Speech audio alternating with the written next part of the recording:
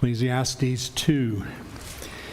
We are right in this section where the preacher is showing us the vanity of the things that Solomon did and the things that he accomplished, and yet all is vanity. You'll notice in chapter 2 in verse 10 and 11, he says, "Whatever my eyes desired, I did not keep from them. I kept my heart from no pleasure, for my heart found pleasure in all my toil, and this was my reward for all my toil. Then I considered all that my hands had done, and the toil I had expended in doing it, and behold, all was vanity and a striving after wind, and there was nothing to be gained under the sun." So the first thing I want to talk about this morning is, what does it mean when he says there was nothing to be gained under the sun? All right, so that'd be our first question. Let's begin with prayer now. Father, thank you for blessing us today and giving us the opportunity to be together. Thank you for your word, and please help us as we read these words that we can see you more clearly and see our lives more clearly in your sight and be able to please you. We thank you for all things in Jesus' name. Amen. All right, what about that? Nothing to be gained under the sun after all the things that he accomplished in those first 10 verses and all the wonders of something that if we were to see it today, it would make the Biltmore look like a garage. What is that? It'd be nothing eternal, nothing lasting. Okay, first and foremost, certainly there's nothing lasting in this. He's not. He did it. It was fun doing it. Found pleasure in doing it. It's done. Now what? He can't hold on to the pleasure that he was receiving from it. It's finished. So nothing to be gained in that regard. Certainly. Any other ideas on that? What might you think? Yeah, go ahead. It's not satisfying. Okay, good. Yeah, we want to keep looking at the inward fulfillment, an absolute fulfillment here. What is really permanently fulfilling that you can wake up every day and say it's just getting better and better. And he goes through all of these things, and that's what the search is about. What is good for a man to do all the days of his life? What can he find that would really just send him to the moon and keep him there? And it would just be sky high all the time. What can he discover? So that's really the idea, and he does all this, and it's just phenomenal. And there's not one thing that he wants to do that he doesn't do. But when it's done, he doesn't have anything that he can hold on to. As Wayne said, it's like breath. It just passes away.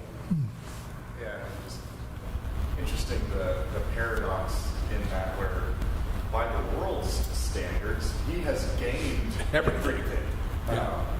Like, he has everything he could ever want. So it's kind of an interesting paradox of I haven't gained anything, but right. From a different perspective, it's like, what do you mean? You're rich beyond measure. Yes.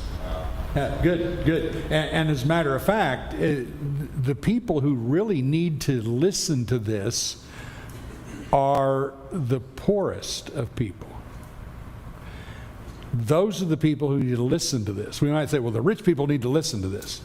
Rich people have already discovered it. It's those who haven't gained what they think they ought to get in life and what they would really desire, and who look up at those who have gained all of this and then decided, man, I have got to get this. I lost 2 Christians that I had taught and baptized, and were doing great, when a Christian from another congregation came over and talked them into, I can't remember if it was Amway or something, some multi-level marketing thing. And he told me, he says, well, he's really taught me that I need to go out into the rich neighborhoods and dream build. and look at what they have and dream build and cause me to work harder at this to sell more so that I can have that too. And I tried my best to teach him that's covetousness, and that will kill you. And they left to follow the glory, and of course never found it. But it just broke my heart, besides wanting to do something really terrible to the Christian who did that, if you want to call them that. But there you go. All right, so that sets up now this next section, chapter 2, verse 12 through 17 here, or 12 through 16 is probably where we're going to start. He says, "So I turned to consider wisdom and madness and folly, for what can the man do who comes after the king? Only what he has already been done. Then I saw that there is more gain in wisdom than in folly, as there is more gain in light than in darkness. The wise man has his eyes in his head, but the fool walks in darkness. And yet I perceive that the same event happens to all of them. Then I said in my heart, what happens to the fool will happen to me. To me also. Why then have I been so wise? And I said in my heart that this also is vanity. For of the wise as of the fool, there is no enduring remembrance, seeing that in the days to come all will have been forgotten. How the wise dies, just like the fool. So I hated life, because what is done under the sun was grievous to me, for all is vanity and striving after wind." Okay, when you look at this section, Tell me what he's discovered. And he's dealing with, of course, wisdom and folly. I want to look at both sides of this, wisdom and folly. I want to investigate this. What has he discovered from this? In the end, the same result happens to all men. Okay, so let's be a little more specific with that. What is really the same result? That's right. What is the same result for everybody, whether you're wise or a fool? What is that result that he's specifying that you get to? Death. All right. Is it just death? Remembrance. No remembrance.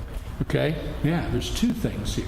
So not only does the wise man may gain much and all of that, but when he dies, there's no remembrance of him, unless for some reason he's written in a history book in the 19th century, and those in the 20th and 21st century happen to read about him and forget him a few years later. No, there's no remembrance of him.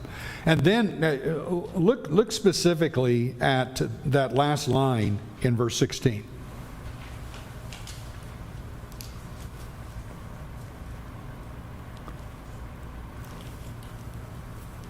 That spark anything in you?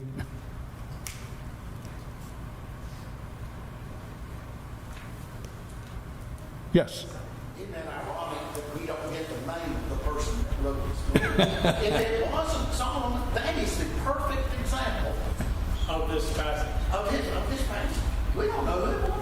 Yeah. Okay. No matter how smart you are. All right, but Eventually, let's go back to the question there, though, in that verse. What when he says, "How the wise dies, just like the fool." Now you can look at that, of course, straightforward. Both die. But look at the word "how."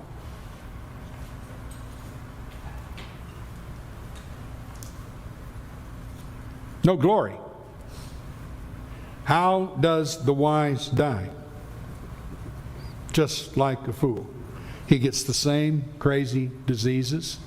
He gets the same kind of disgusting things that everybody withers away and dies of if they live long enough to not have an accident or fall off a roof or something. How does the wise die?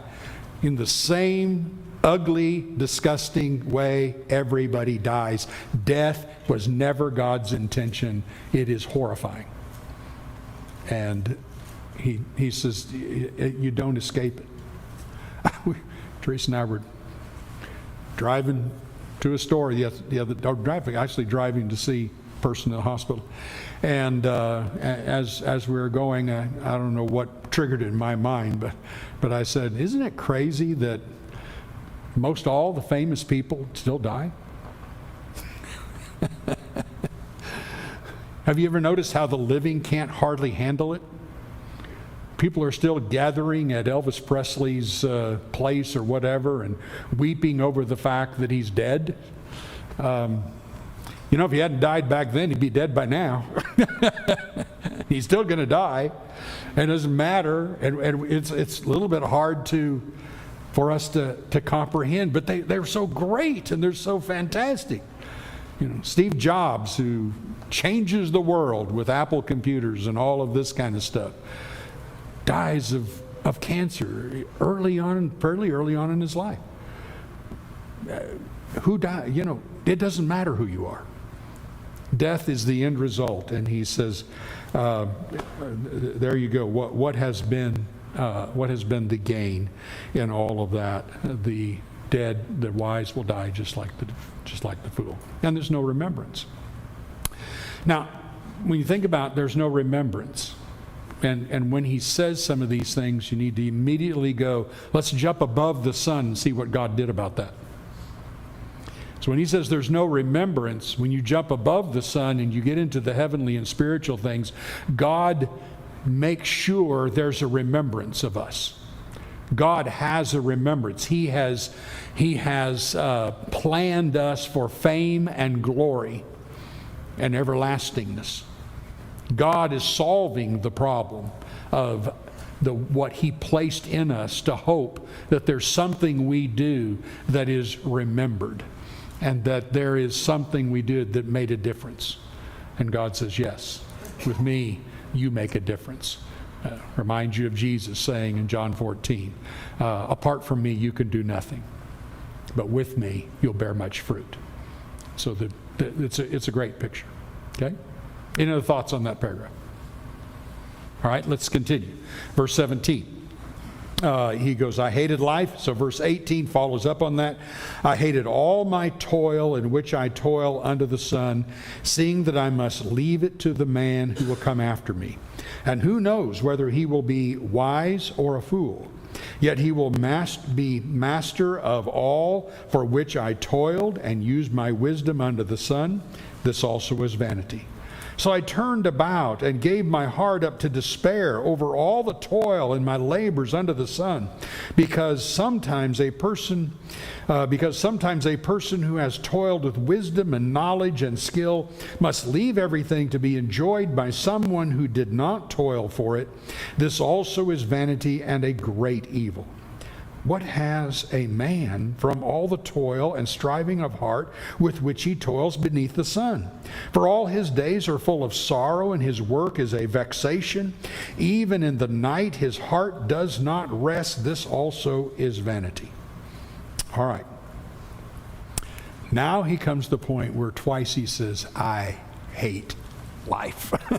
I hate what I'm having to do. Pretty amazing. Why? Now what's his complete I give up almost attitude at this particular point concerning toil and labor?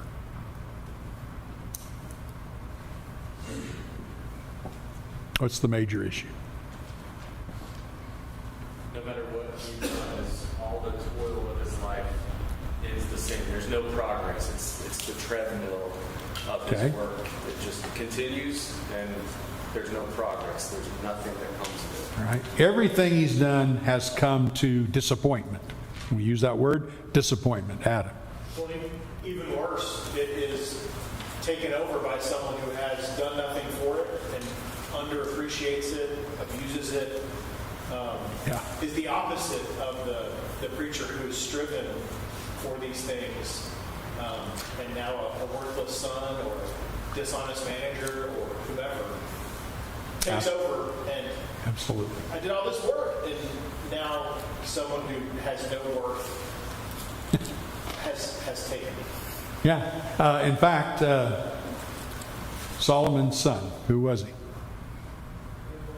Rehoboam. What did Rehoboam accomplish? Higher taxes. In short order, he lost every ounce of gold Solomon had acquired. And Solomon was acquiring hundreds and hundreds of pounds of gold every single year and stored it up. And he gave it all up because of his foolishness. I just imagine Solomon wanting to rise from the dead and go, "You dumb kid." It's funny, he was 40 years old and began to reign. When you read over in Chronicles, it will say the reason he lost everything and did all this is because he was young and foolish and inexperienced. Okay. What did Solomon not do? Maybe do a little training with his son, but still, that's what you get. This is exactly what he's saying here. Anybody else? What else is left here? Can you tell me a positive in this, especially with the words "I hated life"? What's the positive part of that? He who loves his life will lose it. Okay, that's true. That is giving you the illustration of that. Absolutely. If you've come to the point where the preacher is expressing here, you've come to the point where he pictures Solomon as in that condition, and I hated life. What's the positive? It's time to look above us. Yeah, it's time to look someplace else. That's exactly right. And that is the key to what the preacher is doing. He is trying to get his audience to realize you are going to waste your time. As Wayne just said, if you try to save your life, you're going to lose it. And this is exactly what he's doing. So if you get to the point where you go, I hate life, great. Now do something else. Look above what this, go to God, get the treasures that are actually in heaven. How many times did Jesus say those things over and over again? So it's a perfect picture of that. And then, you're leaving it to somebody else. One of the frustrations of life, and it doesn't have to mean you're leaving money to somebody else, but maybe you work for a company and you accomplish great things, and the company is just fantastic, and then it's time for you to leave, and you leave, or you retire, and then you sit back and watch the next guy destroy everything that you worked so hard to build. That happens in companies all the time. All the time. Do you know when a stock price will drop the greatest? Is when the CEO quits and they're going to put somebody else in. I mean, everybody's like, uh-oh, that guy was great. What's going to come in? So nothing is permanent here. And our idea is that just shouldn't be that way. And so there's despair. So why would there be despair though? Because that's where I'm putting my hope. That's where I'm putting my dreams. I don't have to put them there, but that's where I'm doing it if I'm living life under the sun. So this is the warning that the preacher is giving. I think it's, remembering that, and this is weird to think about, if Adam and Eve had not sinned, they would have had life eternal under this one, with the Father. And that what sin did for us is we still long for that eternal satisfaction that they could have had. Meaning we could have had. Yeah. But because of sin, we gave it up. And as a result, we have a longing. This concept of not being remembered, I think is directly related to we have a longing for eternity. We have a longing to be remembered, but to be remembered actively. Yeah. And so we can't attain that here. And therefore, we are continually dissatisfied with all of our attempts to attain it, consider pushing us to to look above so that we can have. Yeah, well, we're not in the garden anymore. And that's just what you're pointing out. We're not in the garden anymore. God isn't walking with us in the garden anymore. And so you're living life basically on your own. You're trying to do it like Israel did in the land of Canaan. We can have our gods and we can do this and that. And God, you can live over there in the temple and protect us when outsiders come. But other than that, we're going to follow our own desires. And God says, okay, we'll see how that works for you, but I'm not in the temple anymore. And you've lost your garden scene. So that is a great picture that you get there. Everything that we're striving to do under the sun can be accomplished above. Yeah, the true fulfillment. That's right. Now, it's not going to be measured in earthly wealth, successes, or any of those things. Jeremiah 9, I think around verse 16, 17, something like that. But in Jeremiah, what God says is, don't put your trust in three things. He said, put your boast in the Lord, but don't boast in these three things. Put your trust. Can anybody name them? You could take a wild guess. He just talked about wealth. Wealth is one of them. What's another thing that we boast in this life? Strength. Okay. Talent, strength, stuff like that. Boast in that. What's the other thing we boast in? Wisdom. Those three things. He says, don't boast in those things because they're all going to go away. You don't have the wisdom, the strength, or the money to stop what is about to take place. Very, very important. And that's exactly where our preacher is going to take us. He's going to take us in those three things. He's going to say, if you try to boast in those things, if you try to find fulfillment in those things, you are going to be sorely disappointed. It is going to be vanity, and you will have worked your whole life. In fact, look at that very end. What is left? What do I have left from all my wise labor? Tough, sorrow-filled days, work that was burdensome, nights in which you weren't able to rest because you're striving to accomplish these things. Congratulations, you have attained life under the sun. That's really, those last verses there, 22 and 23, are very, very impressive.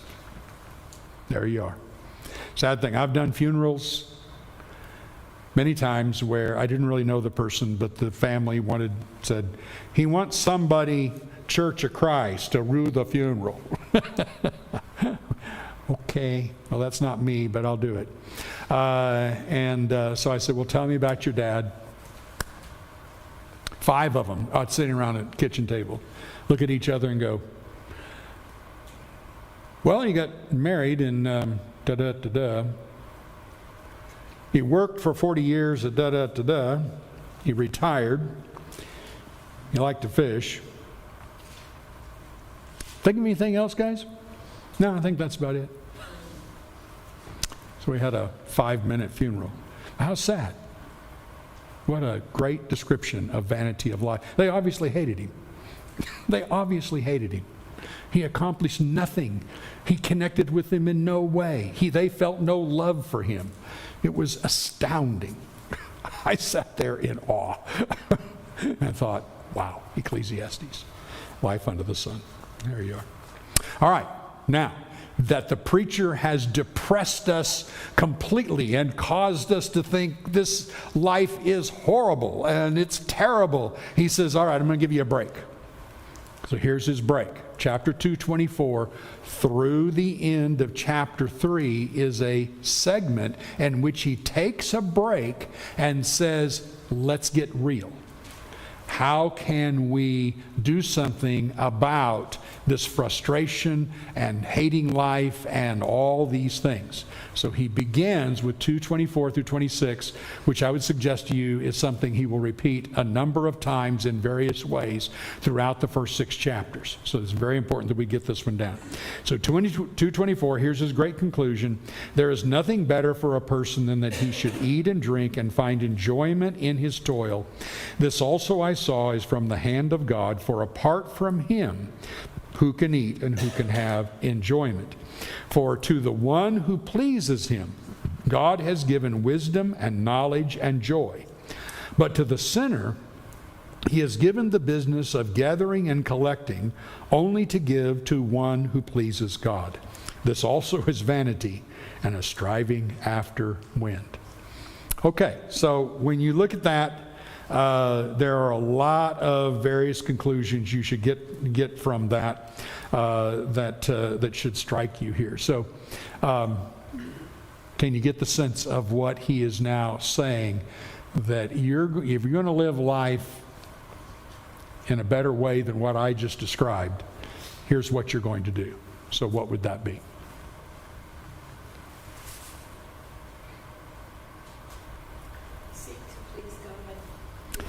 Seek to please God because you will have some tangible benefits even in listening. Yeah, when you please God, God does what? In this text, what does he say God does for those who please him?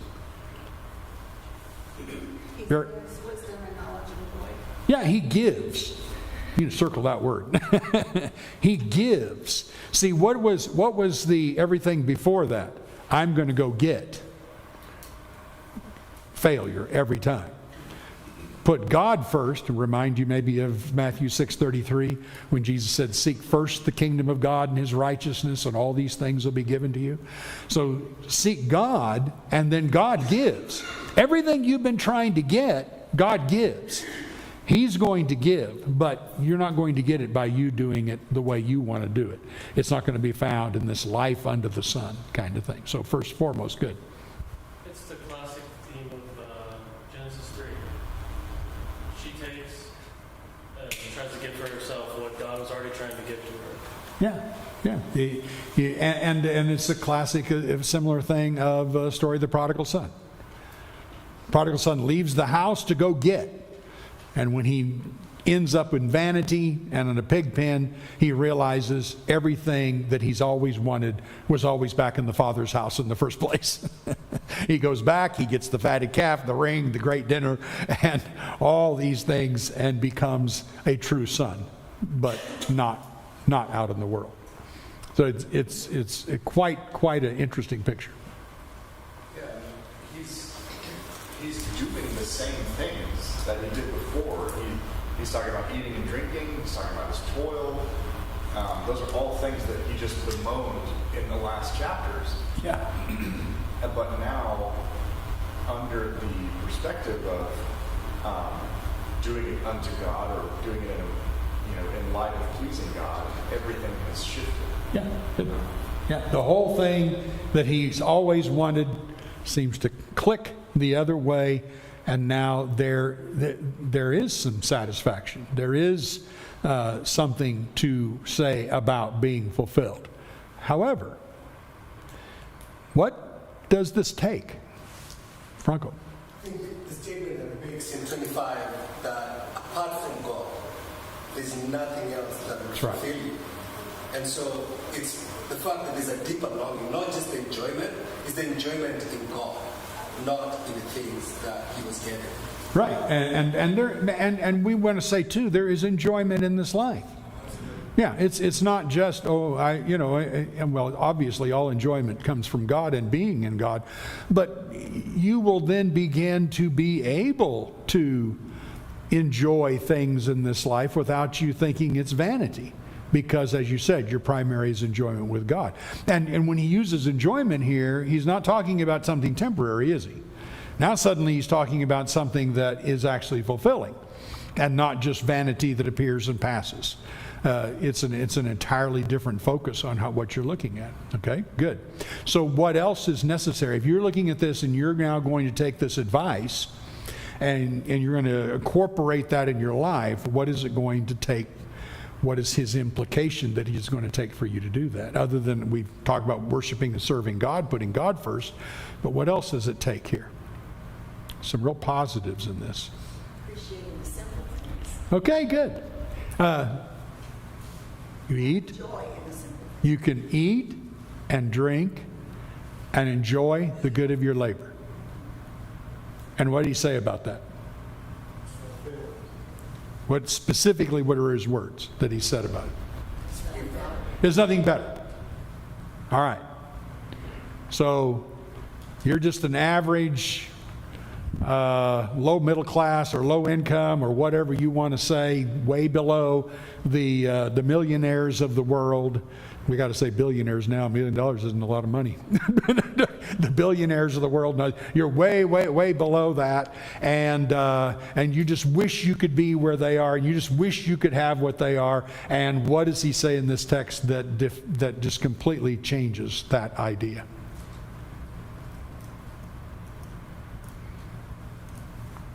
I love the part that he says that nobody can enjoy their food more than he does. I think about people in the restaurant looking at what everybody else is eating instead of enjoying what they're eating.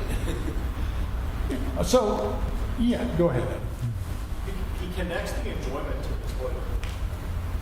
That without the toil, without the work, you actually don't get the full enjoyment of the things that you have.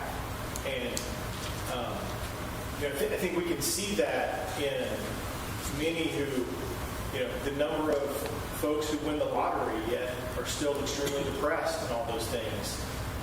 They get all of the things that they wanted, yet they didn't actually have to work for them. And so it's a hollow satisfaction, even when we're not talking the eternal sense. It's a hollow satisfaction now if we achieve things that we didn't actually work for, but it's given to us. Okay.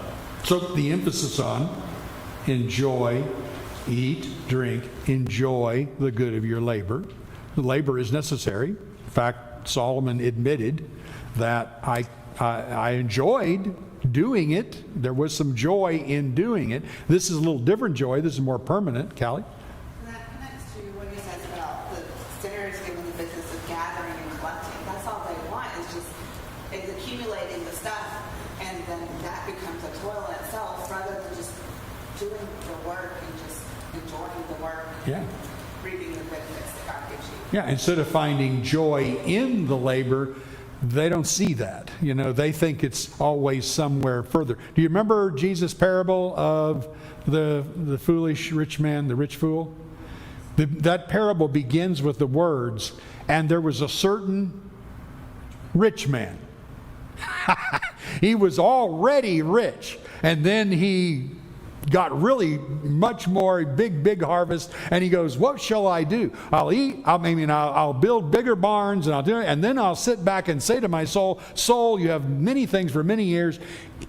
Eat, drink, and be merry. You aren't merry now? No, it's always in the future. It's always something more. Yeah, Chip. You pointed out this same way or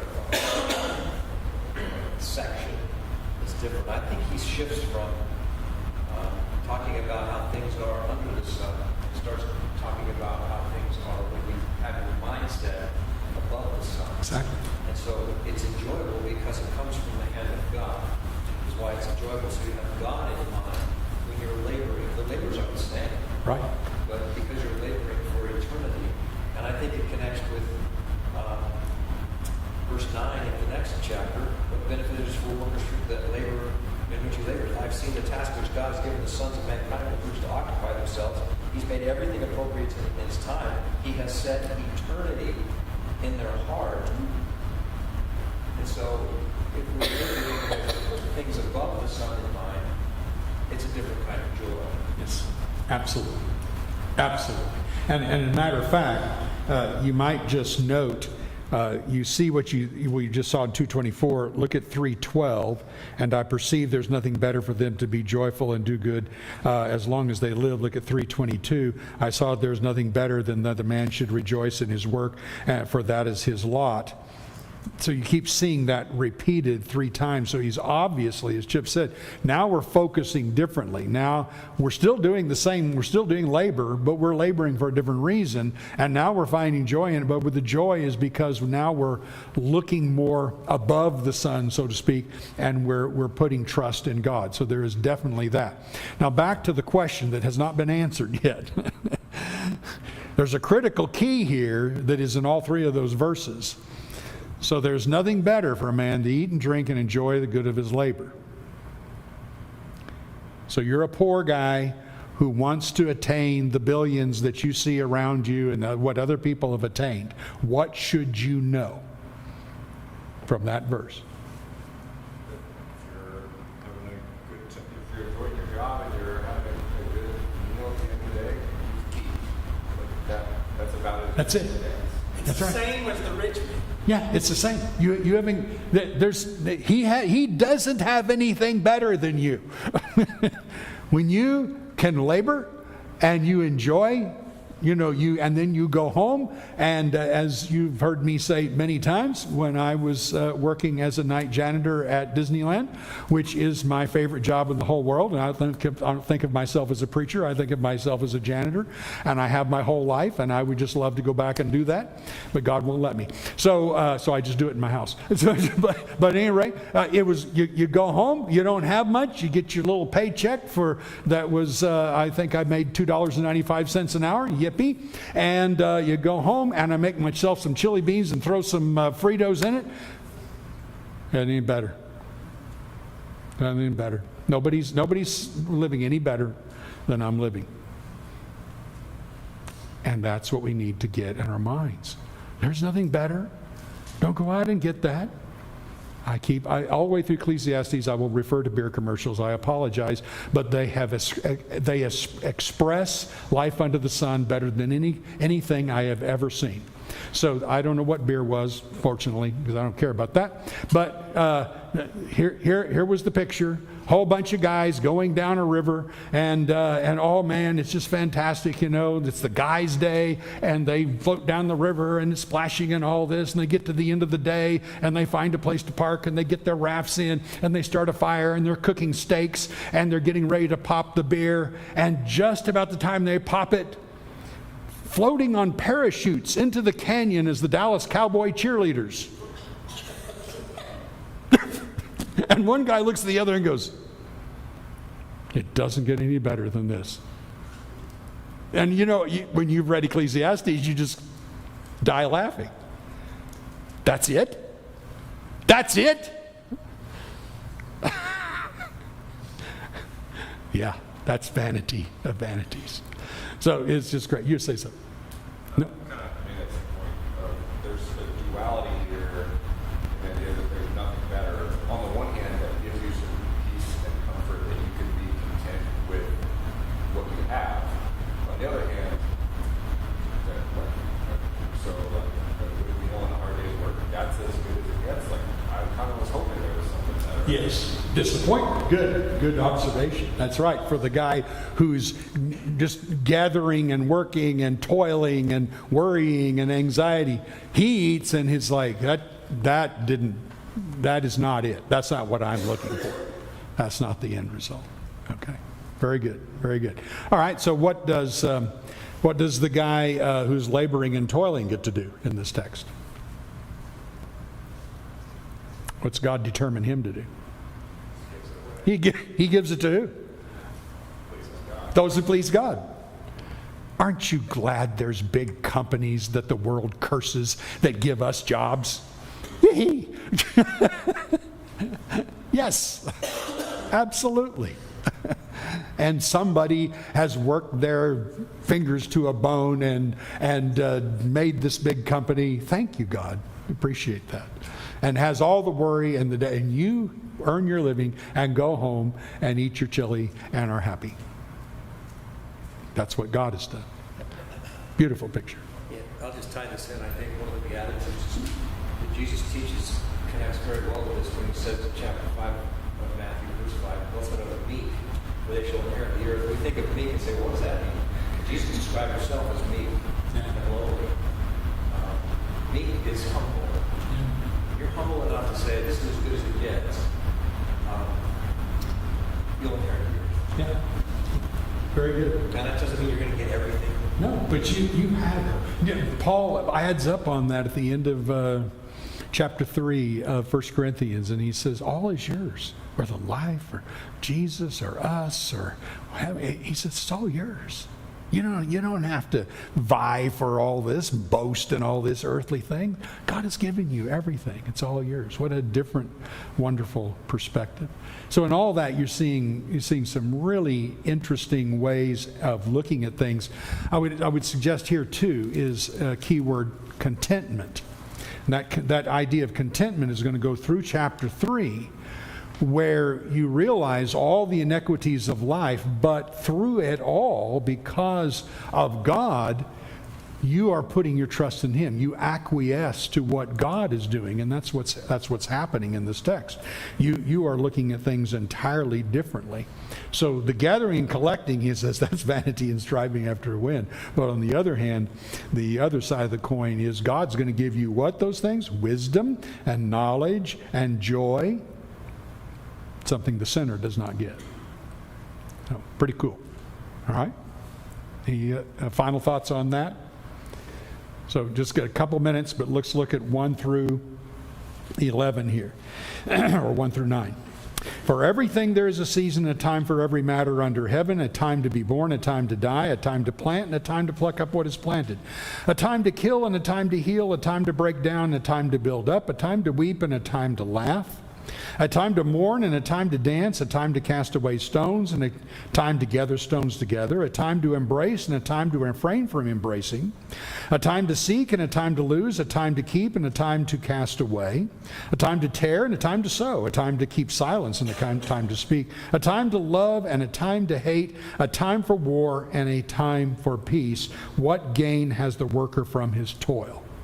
Okay, 14 pairs of opposites. First question, what do we try to do with the opposites? What is our attempt in life with these opposites? What do you say, Allison? Avoid them. Yeah, we want to avoid the bad side and get the good side. Maximize the good. Yeah, can I somehow manipulate my life so I avoid the bad side and get the good side? Now you know what verse 9 means. What's it mean?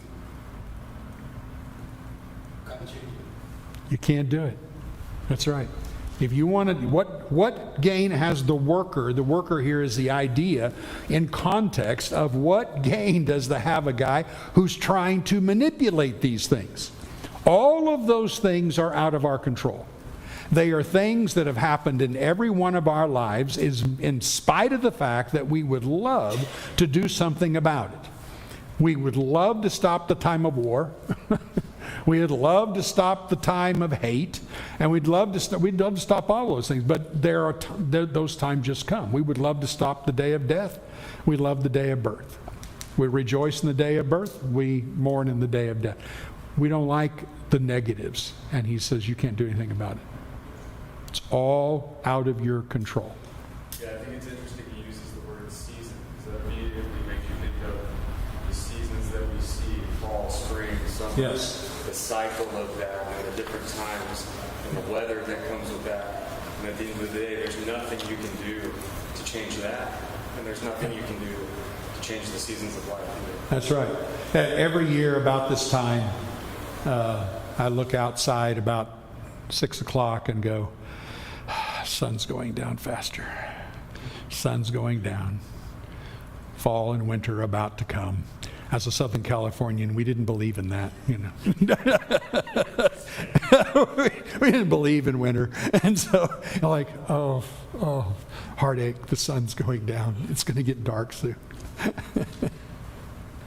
saw something that Tom Hanks said that really has stayed with me, and it applies right here. He was actually sitting with some comedians, and they were all having a very serious conversation.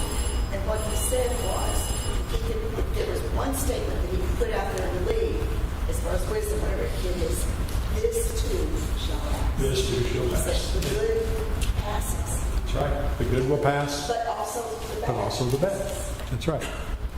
And so give some thought to that, and really carefully study the rest of this text in chapter 3, which we'll look at next week. But really carefully look at that and see if you can figure out where the preacher is going with this, because there's a lot of good information on how you're going to change the way you look at life, at your life, and how to live it. Thank you very much.